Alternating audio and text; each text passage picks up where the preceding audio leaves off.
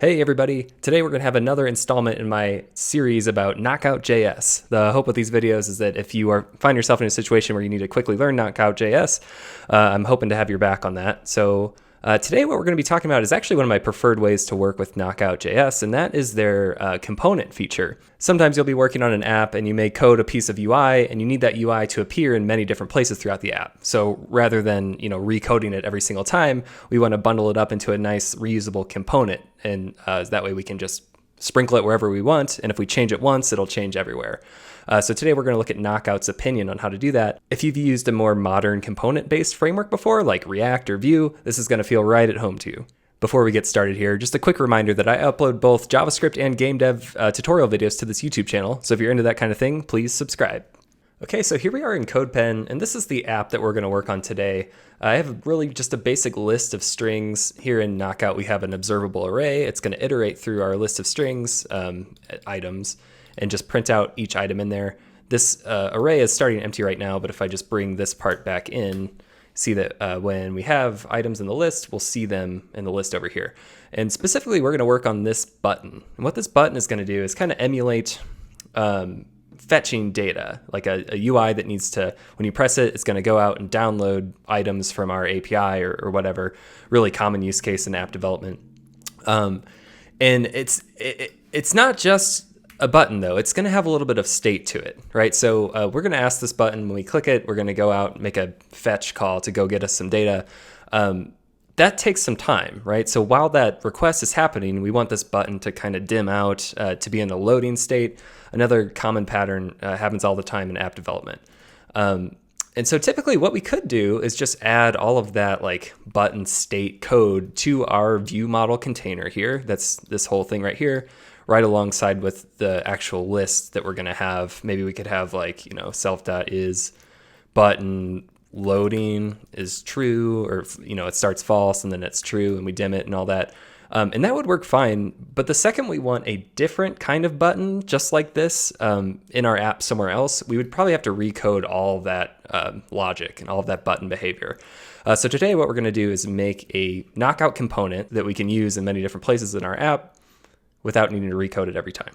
So I'm here in the HTML, and see, I've already got a button in here, but this is what we're going to actually replace with our own custom button component. And to do that, we're actually going to make up our own tag name. And so, I don't know, I'll call this loading dash button. And I'm just completely making this up right now. What's going to happen is we're going to tell Knockout, hey, we want to register a new tag type with this name, and then that's going to allow us to attach some Knockout functionality to it. And so to do that, we'll come down here to our JavaScript, give us some more room. And just right under here, anywhere before apply bindings happens, you can come in here and on the global Knockout object, you just say ko.components .register, and then you give it the name of the button, the name of the element that we want. So in our case, it's loading button. That's the first argument. And then the second argument is going to be an object where you configure this. So in our configuration here, the first thing we're going to give it is a template. And this is going to basically replace the HTML that we would normally write, and it's going to be a string. So I could come in here and just say button. If you remember our button up here that we are kind of replacing, has, it's 3 lines. It's got a span in it. And so what you can do is just kind of come back in here to the JavaScript and cram this all in here on one line, and that totally works. But as this thing grows, it can get kind of hairy to look at. And so one kind of trick I like to do here, if you want kind of multi-line templating, first of all, if you're lucky to be transpiling or you don't have to support IE11 or any IE, you could just use backticks here, and that will allow you to make multiple lines, and then you could come in here and have multiple lines. And while this looks kind of ugly right now, this would work fine. Again, I said at the top of the tutorial series, I'm going to try to keep this friendly for people that are still supporting IE11 and aren't transpiling, because that's the exact situation my team was in. So a trick we like to do, if you want to write the template with multiple lines in it, what you can do is actually make an array. By the way, the reason we have to do it this way is because IE11 doesn't support the backtick character. As soon as it sees that, it's going to crash. And so can't use that. But what we can do is make an array, and then after we're done with the array, just throw a .join on here, join, and we want to join it with an empty character, which will then take any line that we put in this array. Say we open the button like this, do another line to close the button We'll fix the formatting in a second. And then get our span going in here. This way we can look at this. Let's see, we'll call this get items.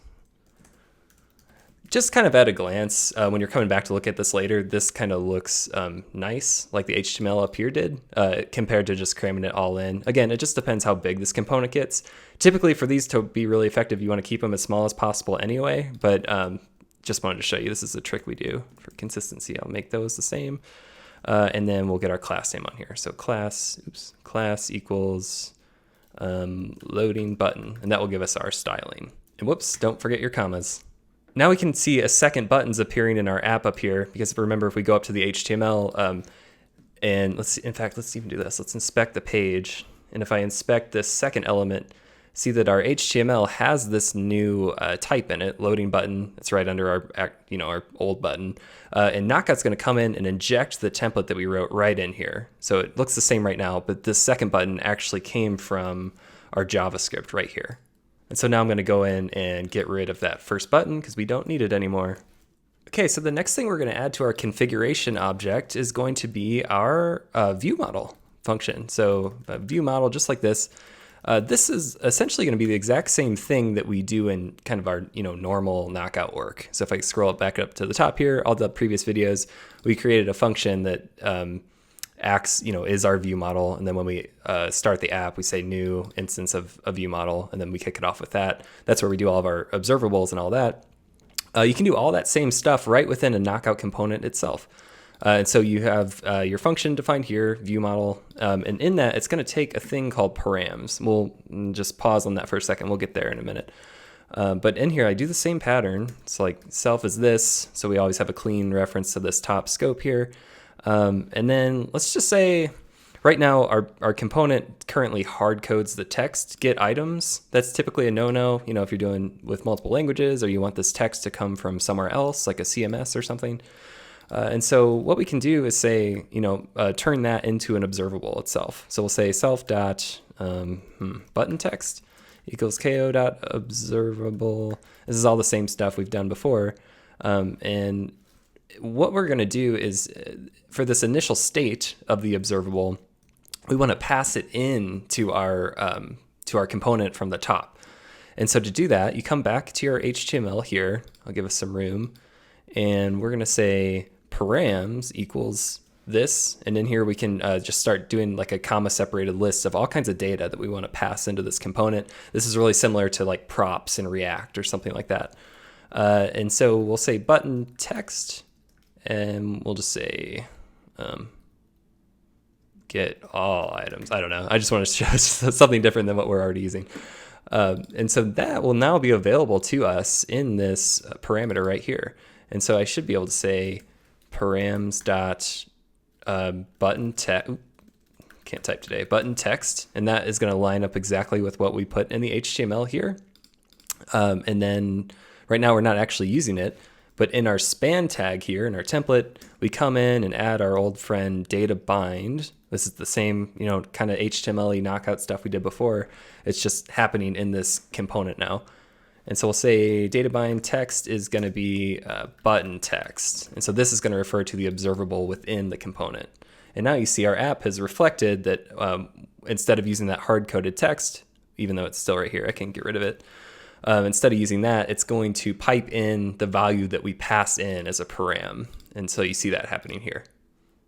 So this is all working great so far, but our button's not really doing anything right now. The idea behind abstracting this button into a reusable component is that we can give it some behavior to do, because this button, likely all the buttons on the site are probably not all going to do the same thing, right?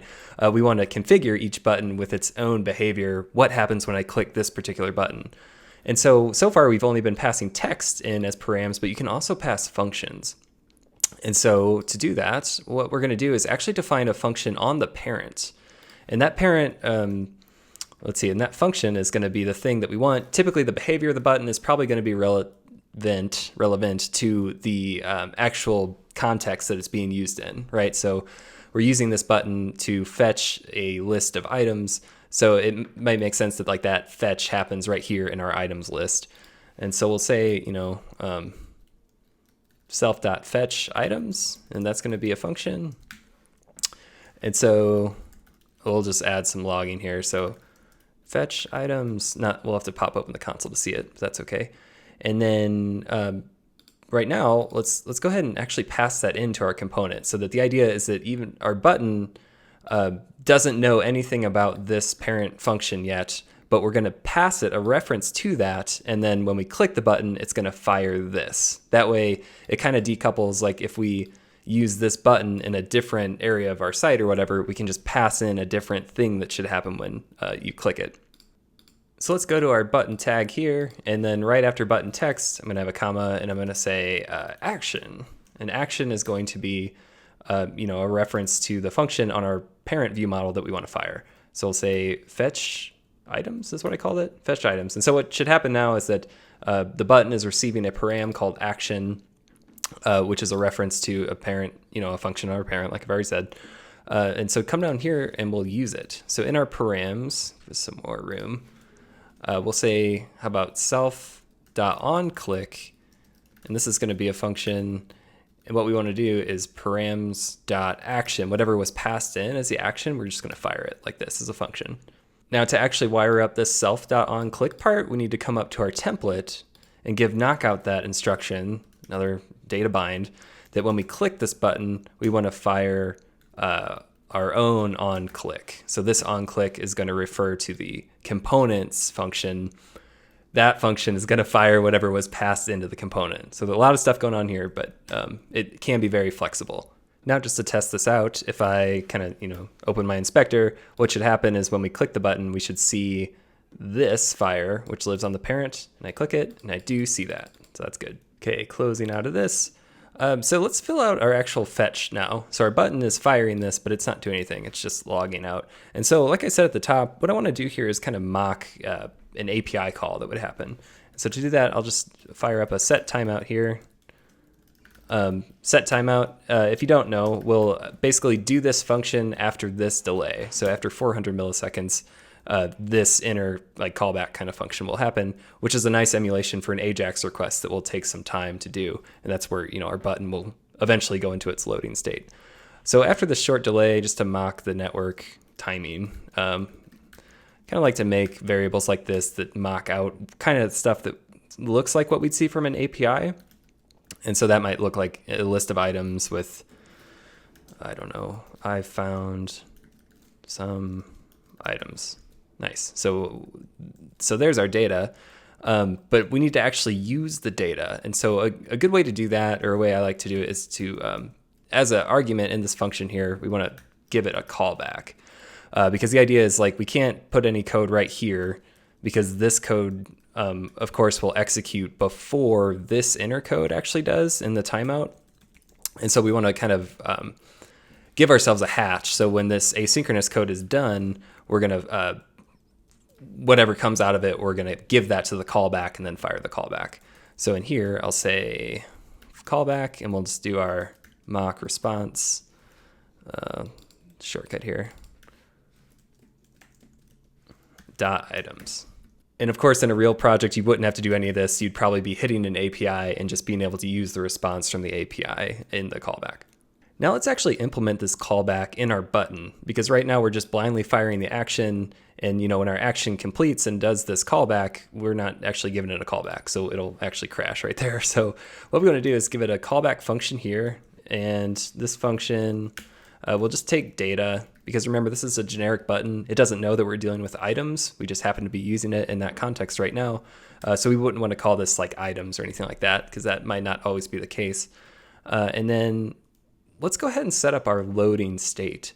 And so what we want to do is just create a nice little flag that when this button is working on something, it's going to have a is loading true kind of concept. That'll allow us to dim it out and maybe disable it so you can't keep spamming the button to have the action keep going. And so to do that, let's make an observable. So is loading, is loading. And that's going to be our same observable. And we're going to start it as false. But right on when we click the button here, we're going to immediately set it to true. And then whenever the button is done doing whatever it's doing, this callback will fire, and then we're safe to put this back to false. So, on click, we're immediately going to set is loading to true. After a certain amount of time, this eventually will happen, and then we'll, put it back to false. And so to implement some visuals for that, right now it's not going to look like anything, but I have prepared some class names for us ahead of time. So just by putting this, if I open the CSS for us for a second, just by including this extra .loading class, it's going to change the color. And so in here, we need just a little bit more of data binding magic to like dynamically include that class or not. And so to do that in our data bind, right after the last thing we have, which is on click right now, you can add the CSS as an object. And then in here, we'll just say, in here you put a key value pair. And so we'll say loading, and loading, the left side here, the key is going to be the class name that this element gets. The right side is going to be the test that's like, should I get this class name or not? And so that for us is just going to look like is loading. And so this is a reference to our observable here. When this is true, the loading class will be present. When it's not true, it won't be present. And so now when I click it, you see it happens very fast. Let me bump that up a little bit, going back to up here. If I put it loading for like 2 entire seconds, and I click the button, you'll see that it goes gray because it's loading, and then it comes back and now it's not loading anymore. Let's also remember that when this first, in our parent function, when we fire that callback, we are passing in the items that we got from the server, from the API response. And so let's just make sure that's coming through. This data right here, if I include a console.log, should be the array that we get. So if I spindle open my console here, click the button, see that this array of text does end up coming through, and that came from the API. And so now our button can actually give that data back to the parent. It's kind of like the parent's like, hey, when you click this button, I want you to do this thing. Now the button's saying, okay, I did this thing. Here's what I got out of it. And so let's add another thing to our button. If I close out of the inspector here, that's going to fire when our operation is complete, because this button, the context is it does something asynchronous. And so let's go back to our HTML and pass in another param. I'm going to call this onDone. And what this is going to do is fire a different function on our parent view model. And I don't have it in here yet. So we can say self dot on new items or something like that. And this is going to take in the new items that we got. And what we'll do here is just pipe this directly into our observable array. So we have an array going here. We want to include all the new items we're getting into the array. For now, I'll just blanket set it. I suppose you could have it like add into the array or something like that, but who cares for now? So I'm going to come up here and grab my self.items and just pass the new items in. And this is what we want to happen when the button is done doing its work. And so this function is what we're going to give as a param to the button. And we call that onDone. And it's going to look just like this. onDone. If I get my string formatting right. There we go. And now to implement this, down here in our JavaScript, when our button is done doing the thing it's doing, so it's doing the action and then it's setting its loading flag back to false, like it's done doing anything, let's actually params.onDone fire that onDone callback with whatever data we got. So now when I click the button is going to fire the action that was requested, and then when it's done doing that action, it'll fire the done callback, which will then pass the data that it received back to the parent, and we should see it hydrate our parent view model. So get all items, and now we see our strings in the list. So the great part about this is now we have this button that's totally abstracted into doing two things, basically. It's going to do something that takes some time, and while it's doing that, it's going to have a loading state. After it's done with that, it's going to do something with whatever it got out of that thing that took time. And so what that means for us is that we can come in here and basically sprinkle this all over our app. So even I'll just duplicate it here a few times.